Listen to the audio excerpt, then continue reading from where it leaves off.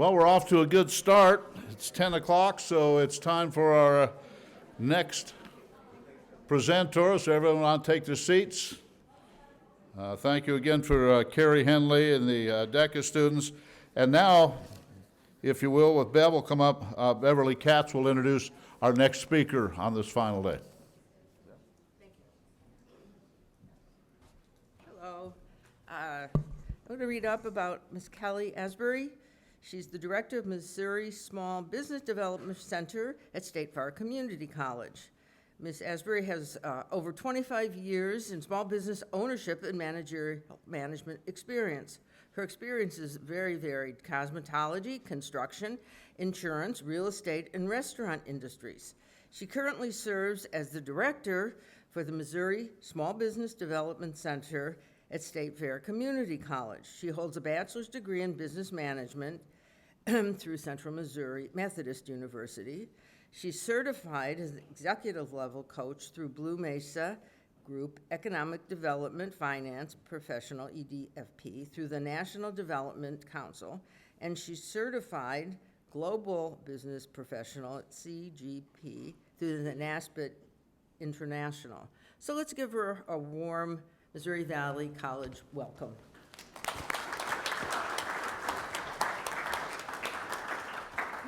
Good morning. Thank you. Can you hear me okay? Yes. Okay. I'm a pacer, so I'm not going to stand back here, and if I do stand back here, my knees will lock and I'll end up on the floor. So I will tell you first off, what I do is business consulting, typically one-to-one, so being up here is the least comfortable I ever am. But I also know I'm among my tribe, my people who talk entrepreneurship, and they understand the squirrels that sometimes we chase. So if you see me chasing a squirrel, I'll reel back in. I'm pretty good at that now, but it does happen on occasion.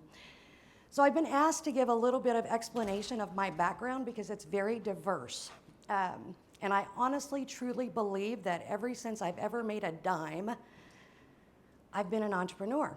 I mean, we can start back when I was very, very young and babysat, always looking to make a buck because that's what paid for the movies on the weekends or whatever else that was. This is also why I can't stand behind the podium because I like to talk with my hands. So, my very first real job, I worked as a waitress. Worked my way into a lead position as a waitress at 17. Went from there to a cocktail waitress to a bartender. In the interim, I went to school and became a cosmetologist. That is the biggest that's the bulk of my career. I'm a recovering hairstylist, which also led me to my biggest lessons learned. I like to say I got my doctorate at the School of Hard Knocks on how not to do business. We'll get to that. Anyway, so otherwise, my husband and I own a construction company. That's been about 40 years. We've got 5 kids. We've got 4 grandkids. During all of those things, going to school to become a cosmetologist, I have also been a real estate agent. I sold insurance. I've been a corrections officer for about that long, but long enough to be able to take my brother down that quick. What else have I done? I forget what else is in my bio there. I've done a lot of different things. So again, I attribute that to an entrepreneurial mindset. And I've had some great successes, and I firmly believe that everything I've ever done has led me to where I am today. Because now I can teach all the things that you don't do, and I can give some really good insight on why you do the things that you should do. And I'm wide open to hearing all the really cool ideas where some other people might be a little closed-minded because they don't get it. They can't. That's why we're all made differently, and that's okay. But that's why I'm pretty good at what I do. So my doctorate story. I was a hairstylist for a few years. I worked for someone, so they paid me a paycheck. I was pretty good at what I did it for a long time, built a really good clientele. My goal was to always own my own salon. So after I worked for somebody about 8 years, I guess, 7 years, I went on and rented a station. So therefore, I worked for myself. I was independent. I didn't have any employees. I didn't sell retail. I just did my thing behind my chair, da-da-da, artist with the head as a canvas, right? I was pretty successful. I made some pretty good money. I still had that yearning, though. I wanted a salon. So construction company, I would take some time because I could, because I'm in charge of my business, right? I've mixed HUD, I've put up sheetrock, I've done many, many things in construction, so literally, physically. And I've also run the business side of things, the paychecks and the human resources side, where sometimes construction workers aren't as politically correct as they should be. But anyway, so I've managed some of those things too. So long story short, I drive by the place that has the light around it that says, oh, I've been here your whole life. Here I am and I'm for sale. It's January 2nd, 2005. I know I look like I'm 30, but I'm much older than that. But anyway, I called the real estate agent. Then I called my husband. Probably should have done that differently, but he still beat her there. Amazing, huh?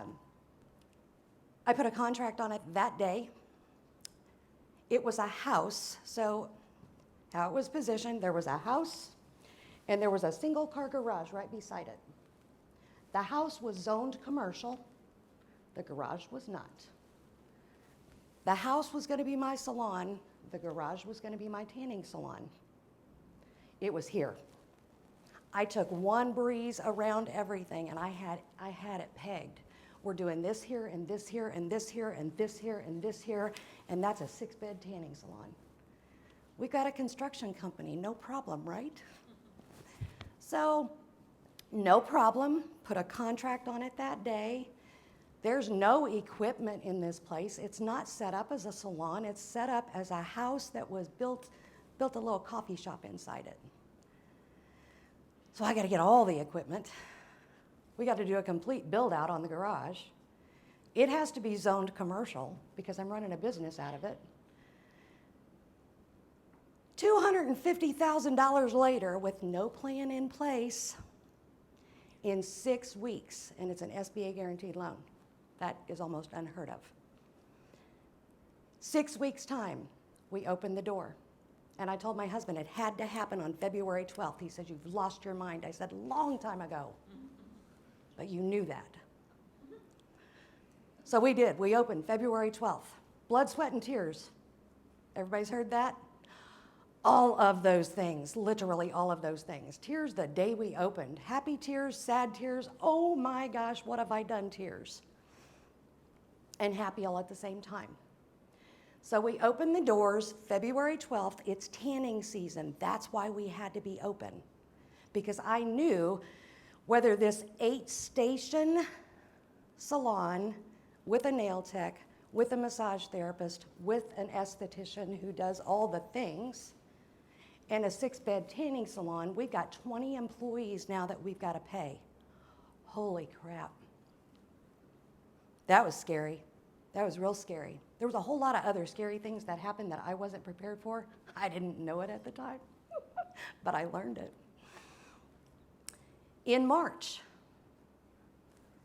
we grossed $25,000. We opened the doors and we went gangbusters.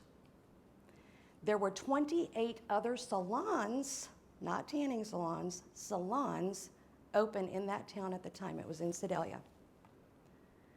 I was number 29. And I was the second highest priced salon in town. And man, my mother was alive at that time, and she's like, honey, are you sure you know what you're doing? Absolutely not. Absolutely not, I don't know what I'm doing. But I'm not gonna be the cheapest because I can't make enough money that way. I am gonna be the best. So I know I can price myself high enough that we can pay the bills, we can pay the people, and we can put quality out that door and keep them coming back. And we did. And we went great guns until 2007. Anybody know what happened in 2007, 2008? Y'all are pretty young. Bottom dropped out of the economy. It was a housing crisis, I guess is what we called it back then. Our backup plan was the construction company. Guess what else wasn't happening? Right? Beginning my school of hard knocks, we made it through it. We had 5 kids at home at the time. I had a bunch of employees who had families, who needed jobs, who needed paychecks. And every one of them got their paychecks. And there were times when we were scrimping and wondering how we're going to feed our own kids. There was a lot of people depending on me, a lot.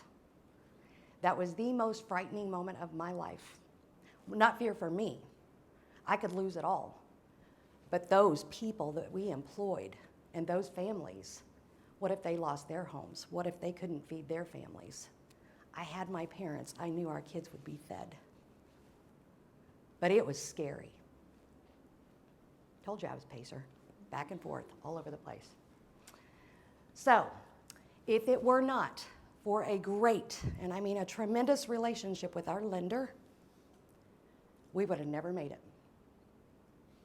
So I would encourage you, if you're thinking about doing something like this, develop relationships that are going to bail you out when it comes time, if it comes time. I hope it doesn't.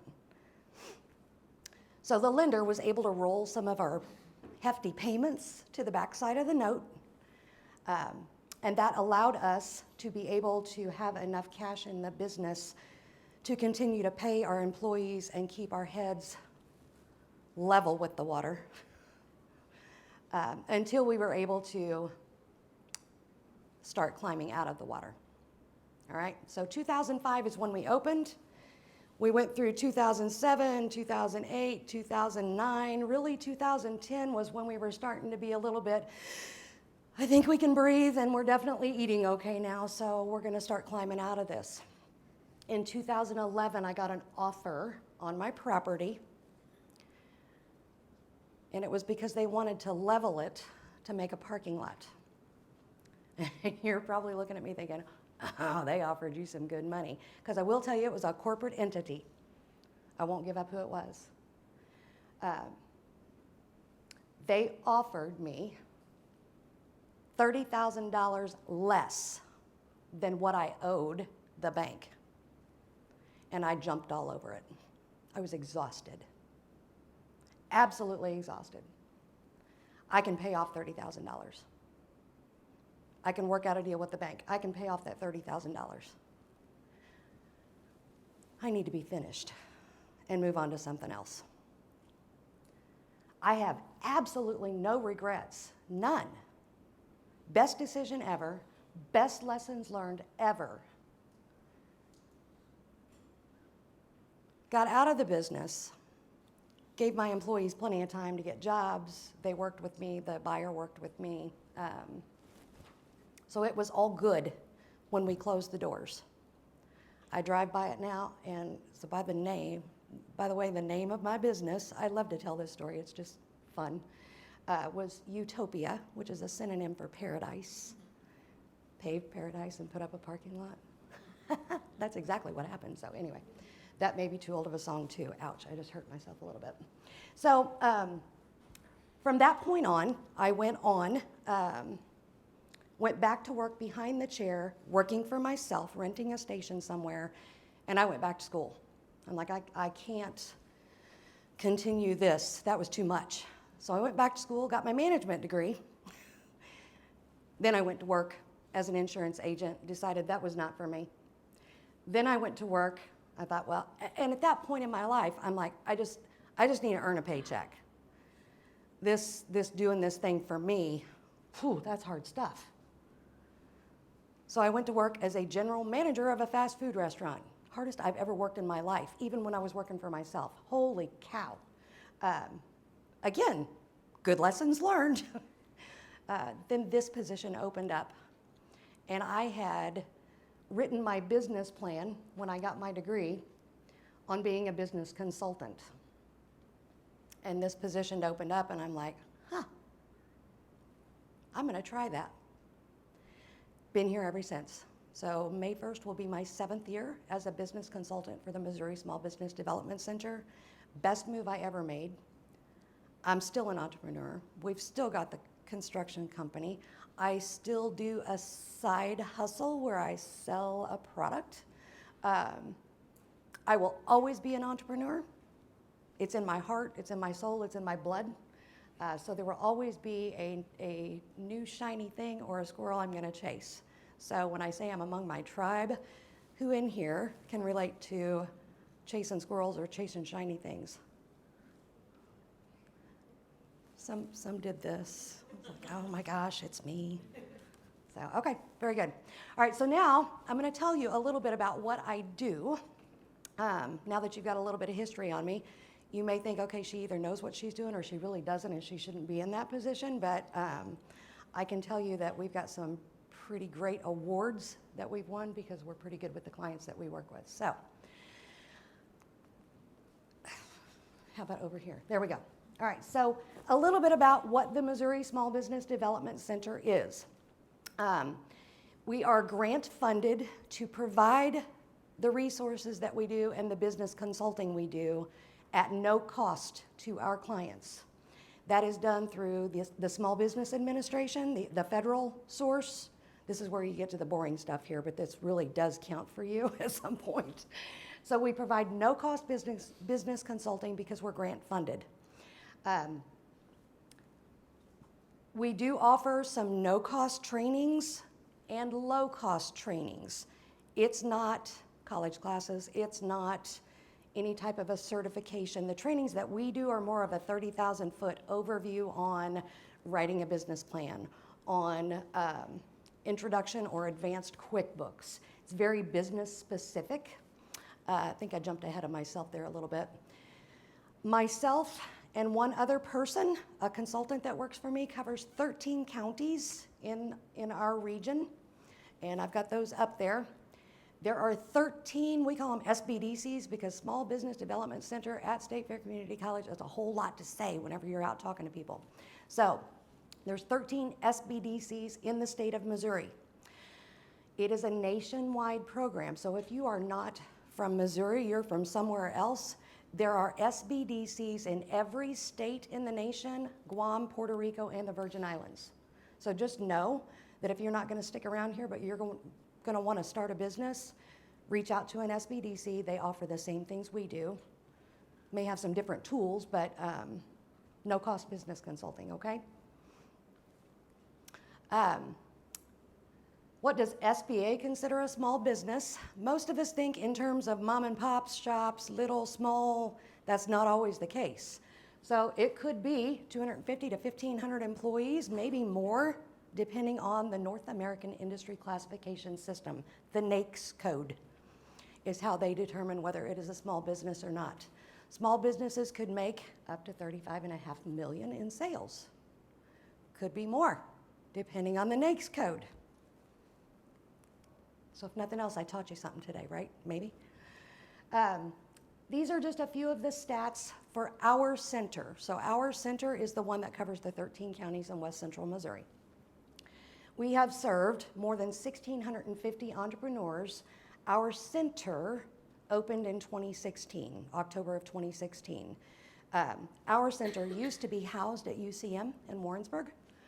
When that contract didn't renew, State Fair Community College took it over. We have provided 283 trainings to almost 2,500 participants. We have assisted our clients with just under 43, I'm gonna hit 44 million now because we just did another 500,000. $44 million in loans. So what that means is we have helped our clients prepare to go to the bank to get loans for whatever that is, whether it's opening a business or a growth or an expansion or whatever that is. And then 95 million in sales increases. So I don't just work with clients who want to start a business. I work with clients who want to expand, who want to take it to that next level, scale their business. So sales increases is how we monitor whether our clients are doing well or not. If their sales aren't increasing, we may have an issue. If they're decreasing, we definitely have an issue, right? So we work with lots of different things. Before I go too much further on that, I will tell you, I'm very proud of our stats. For the last 4 years, we've been recognized as the top 4 in our state, our center. This last year, we were recognized as in the top 2. So we work our tails off. I am 1,000% committed to the clients that I work with, and it shows. So, and I'm not just myself, I've got the consultant at the Lake of the Ozarks campus. We're very dedicated to the people that we work with. So these are just a kind of a semi-list of some of the different trainings that we offer. We've got I've got social media up there. Again, very business specific. These are typically 1-hour trainings, 3-hour trainings. One I will point out is that Launch You Boot Camp right there. The reason I'm pointing that out, it's not really a shameless plug. I want you to know it's available to you if you are going to remain in Saline County. If you are looking to open a business in Saline County, there is a Launch You Boot Camp starting in June, but we're taking applications now. I have to know by, I think it's May 10th. That Launch You Boot Camp literally is, it's not a physical boot camp, it's a boot camp here though. We bring in an accountant, an attorney, a lender, marketing expert. I teach part of the training. It is 4 sessions. It's an 8 to 5 on Fridays, every Friday in June, or excuse me, on Thursdays, every Thursday in June. And it's all day. We provide breakfast and lunch. You get a book. You get a software, a business planning software. We talk all things business planning. Ideally is the key word because it depends on how big the idea is. Ideally, at the end of that boot camp, you come out with a fully complete business plan. And if you're looking for financing, you're ready to go to the bank. If you're not, you should be pretty close to ready to launch.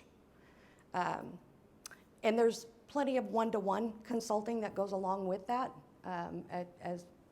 as needed for each client that we work with. So just know that that is available. I say we have low-cost trainings. That training in particular is $300. It's pretty cheap for what you get. And if you are in Saline County and going to remain in Saline County, you're going to get half your money back at the end of that training. So if you want to know more about that, let me know afterwards. I already kind of went through that. So consulting. A lot of people think that small business development centers, we only talk about startups. That is not the case. It's a lot of what we do, but we also consult at every other level. And I really went through that. I didn't talk about the succession piece. Oftentimes we are planning to go into business, but we don't plan to get out. We don't plan for the end game, right? I didn't. It smacked me in the face. I knew I was ready, but I didn't plan for it. So as we're talking about going into business, you need to be thinking about what that end game is. Oftentimes, I'm going to turn it over to my kids. Have you had the conversation with your kids that they're even going to want it? What I have found more often than not is the kids don't want it. That's your goal. You're building this empire, and the kids aren't going to want it when it's all said and done. So, need to be thinking about what the end game looks like. And something I should mention, obviously, I've got a wide variety of background. I've got a degree. I am not an expert in everything, absolutely not. And I won't claim to be. I'm not an accountant. I'm not an attorney. I'll refer my clients to those people. I'm not a marketing expert by any means. I know some things, but I've got people I can refer them to. I'm not a lender. I have great relationships with lenders who help me help my clients prepare to come to see them. But I've been a small business owner. I know what hurts. I know things that I should have done that I didn't do. I know things that I did do that I did well. So I can speak from a small business owner perspective. There are a bunch of SBDC consultants that I can reach out to in all kinds of different areas. So we have an international trade expert. I've got a global business degree certificate. I've worked my tail off for that certificate. I don't use it all the time, so I don't always have all the answers. So I reach out to our experts. I reach out to our tech experts. I have a client, so everything we talk about with my clients is 100% confidential. Inevitably, somebody in this class today is going to ask me, can you tell us what type of businesses you work with? I can't give you specifics, so I'll go ahead and answer your question. I work with mom and pops. I've opened coffee shops. This is the other thing. I didn't open it, right? But I get to live vicariously with all the clients that I work with. I don't have to be that entrepreneur anymore. Every day I get to do something different, every single day, so it's pretty cool. But yes, coffee shops, bookstores. I have a client with a plant patent on he's a geneticist and is working on, he's already patented the product, and it's a new species of hops. So, I just saw a light bulb go off back there, but anyway, I have worked with other clients. I have another client who has an only widget. Only, it's not the newest, latest, greatest, it's the only one out there. Working on a patent right now for that. So a wide variety of clientele that I work with, and it's pretty exciting. It keeps me on my toes for sure. Keeps me learning too. We've also got experts in manufacturing. I consider myself service-based expert. That's all I've ever done is service-based businesses. And then government contracting. So we have Apex specialists. Don't ask me what that acronym stands for. They just changed the name. But that's all they do is help people get prepared for government contracts. And then Mid-America Trade Adjustment Centers, they work largely with manufacturing who have been adversely impacted by imports. In other words, countries sending products into the United States hurts us. Us sending products outside of the United States helps us, makes us money. Okay. And then some of the people that I work with, chambers of commerce, lenders, Chamber of Commerce. How many different ways have we worked together, Katie? Oh my gosh. Economic development, different colleges, hosts that bring me in, or people that bring me in to speak. Women's Business Center, SCORE, USDA, SBA, all the different resource partners that we have. And I can't name them all, honestly. I've got some great relationships. I know people. That helps tremendously, too, with my clients. Got a whole bunch of tools that we use. So when I say tools, I say we've got a toolbox that is so deep, I can't tell you everything that we have. Oftentimes, our clients are looking for help with data. I need to back up that I think this is a great idea. Because just because you think it's a great idea doesn't mean it is, right? 29th Salon was maybe not a great idea, but it was. Anyway, we have databases that we spend a lot of money for because most of the clients we work with can't afford to spend money like that on reports that they need. So those are at no cost to you. We pull data for our clients. Vertical IQ is an industry report. It kind of gives us that national industry report on what coffee shops might look like. I know I keep throwing that up, but it is morning and I haven't had enough. And then different financial, I use LivePlan a lot. LivePlan business planning software. It helps me with the projections for my clients. Again, I'm not an accountant. LivePlan helps put together, and most of the clients I work with are not accountants. It puts together the P&L, or the profit and loss statement, the cash flow statement, the balance sheet that your lender is going to be looking for if you're going in for a loan. And it helps you put those 3 years of projections together. And again, several different softwares and tools and resources that we have. Again, more stuff, lots and lots of stuff that we can offer. And it just depends on the level that the person is that I'm working with, whether it's conceptual growth, whatever that might look like, as to which toolbox I tap into. Folks, that's all I've got. Best way to reach me is through my email address. I'm not at my telephone very often. If I am, I can't answer because I've got a client sitting in front of me. So I answer to my emails. Promise you I will. So let me know how I can help you. What kind of questions do you have? If you have any questions, raise your hand, and Milena will None. bring the microphone Any open around. appointments today? Do what? Any open appointments today for? Any open appointments? Actually, no. I'm looking about 2 weeks out, not gonna lie. Who has a question? Surely there are questions out I'll there ask a if you want to question. start a small business, and entrepreneurship. I'll ask a question. Okay. Do you see any trends in either the types of businesses or the types of products that are currently popular? And also any trends among the different ages of entrepreneurs? Yes and yes. Okay, so the trends. Trends are all over the place, but honestly, green. I hear a lot of green. I want to do this green. Coming up with green resources. As far as the ages of entrepreneurs,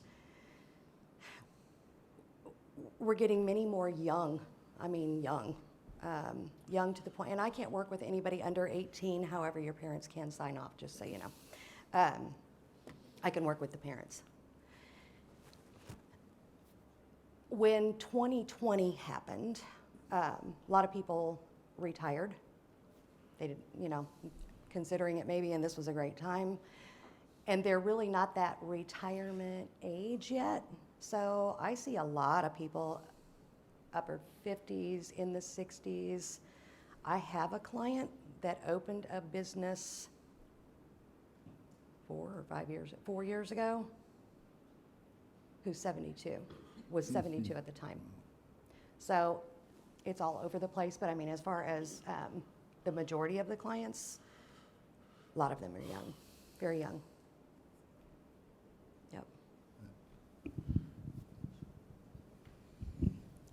I know you mentioned that you had like several resources available to you and just different specialty markets or like for marketing and, accounting and that kind of thing. But how do you keep yourself up to date, or are there trainings, and how do you know? Because I mean, it's usually the thing is like knowing that it's there to ask the question. That is a great question. So the Missouri SBDC does a wonderful job at trying to help us stay up to date with professional development. Annually, we do annual conferences, and oftentimes we're bringing in the latest, greatest, newest stuff. We have a platform that we utilize for the entire state network that helps us share information out. So we had a pretty good turnover in the Missouri SBDC over the last few years. And we recognized that the knowledge transfer was not happening. So we have really cinched up those ropes and making a valiant effort in sharing the knowledge that, if I run across something, it's called Clarimentis is our platform that we use. If I run across something, I'm sharing it on Clarimentis so other consultants or other directors have access to that information. Or if we run across a great software, for instance, it's a discussion among directors throughout the state. We have quarterly directors meetings on whether that's something that we need to utilize as a state, and if so, how do we afford to do that? So we try very hard to stay up to date. It's ever changing. Yeah, for sure. Did I answer all of that question? Okay. Yes. So I have two questions, one more personal and one on your professional Okay. field. For the first one, how did you determine it was enough, like with the business and entrepreneurship? How did you say It was enough? yes? Like Are you talking with the salon business? yes. How did I determine? I got the right offer at the right time. I can't tell you honestly how I determined it, other than I was so tired. I was just tired of being tired. I mean, when things are going well, you are working 24/7 on your business. It never, ever stops. If you're not at work, you're at work working on the business. So if you're not working in the business, you're working on the business. It never stops. And then the added stress on top of everything with just the whole,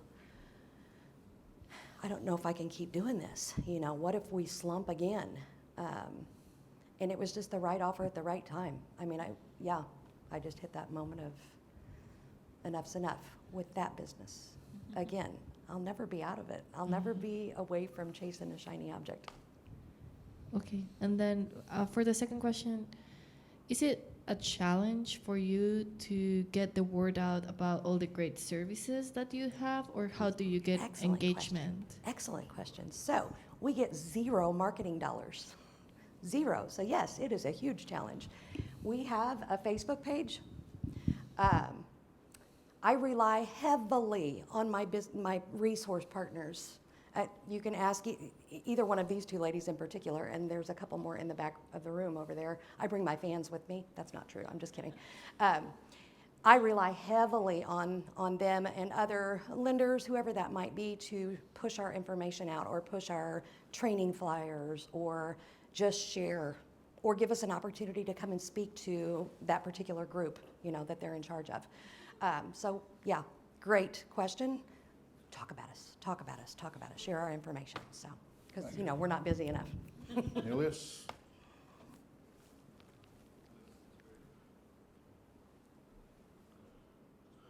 Good. Keep it pushed in. It's not working. I can come back there. Nobody else can hear you, though.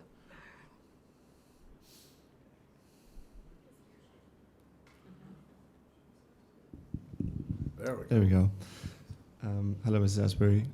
So as an international student with the hopes and aspirations of opening a small business within the next 3 to 5 years, what are some of the requirements in regards to residency and social security in line of being able to legally and rightfully open a small business without getting in trouble? So I would love to answer those questions myself. Honestly, I cannot. I've worked with other international students at the location that we're at.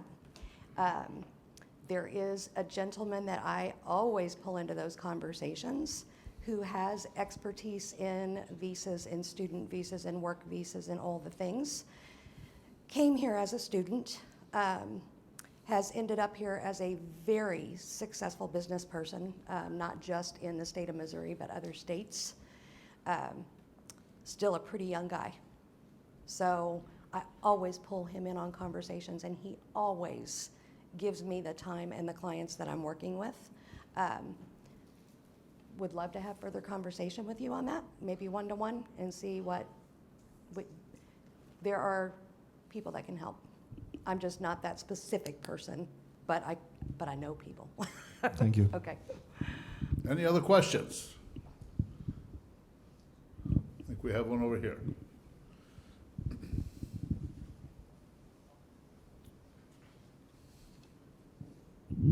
It'll be me again.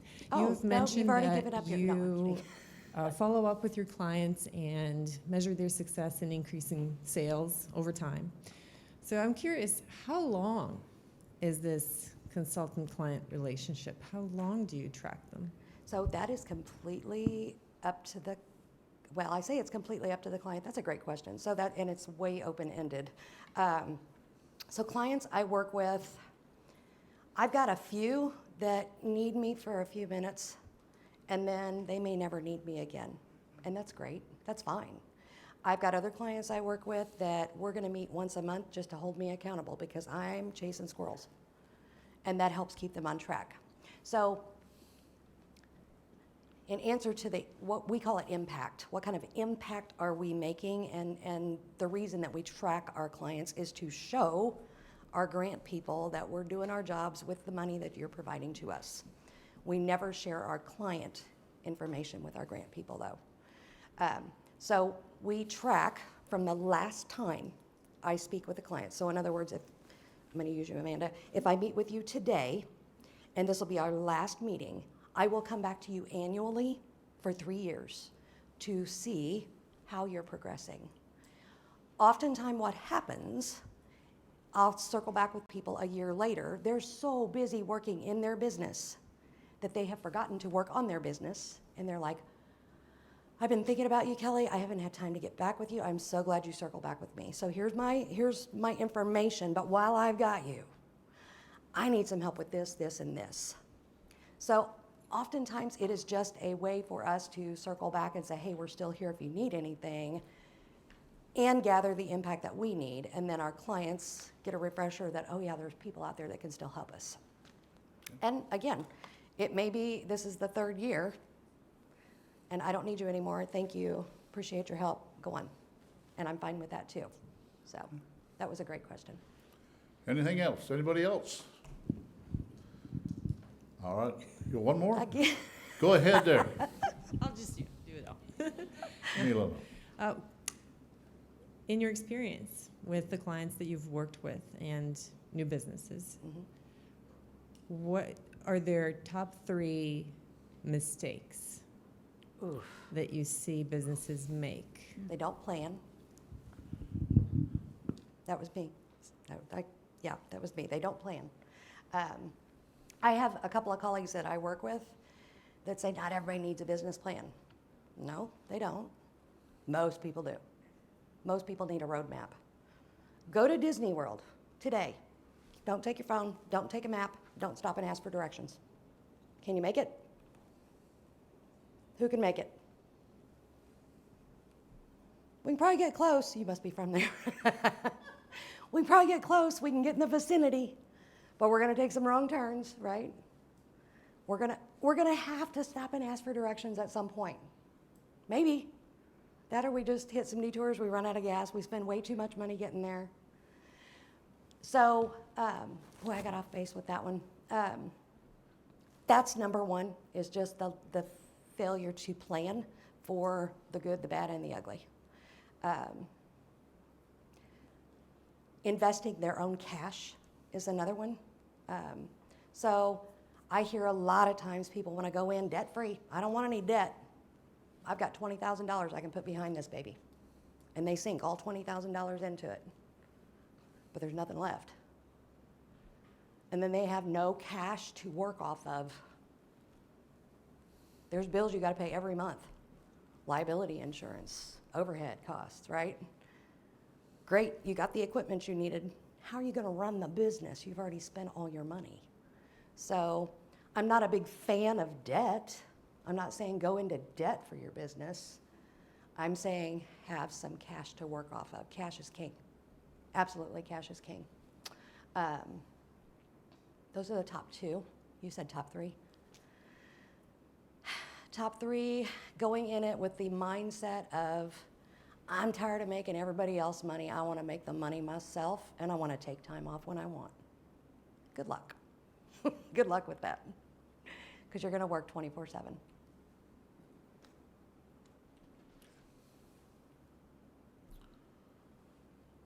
There's another question. Sorry, I feel No, guilty. you're doing fine. Do you also help people with like e-commerce businesses and online business, or just like Absolutely. physical shops? Absolutely. Okay. So, yes. The short answer is yes. You still got to go into business, right? Steps of going into business are pretty consistent for most every type of business. Now, when you dive into specifics on I need help getting an e-commerce site up and running, I know people that can help with that. I do. So I never refer people to one person when it comes to attorneys or lenders or accountants, or I always have a pool of 3. We're required by law to do that. I may or may not put them in some certain order.